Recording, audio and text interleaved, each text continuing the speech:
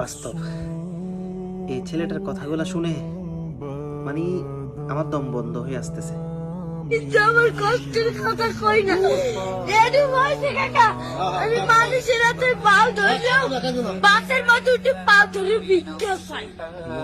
একজন আজকে একটা সুপার মার্কেটে খালি একটা মুরগি চাইছে দেখতে। এটা পারছে এটা হুন্ডালে একটা পারে।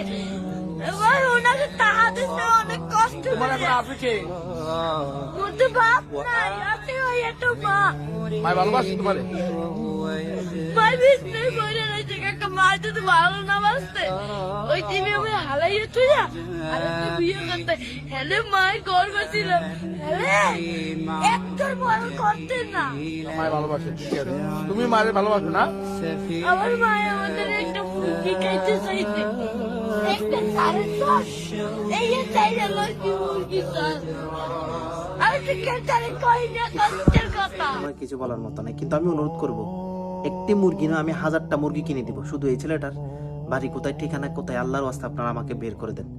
একটি মুরগি নয়, আমি যতটুকু পারি 5-6 মাস 1 বছরের জন্য আমি মুরগি কিনে দিব। শুধু প্লিজ এই ছেলেটার বাড়ি কোথায় একটু খুঁজে দেন, আপনাদের পায়ে পড়ি প্লিজ।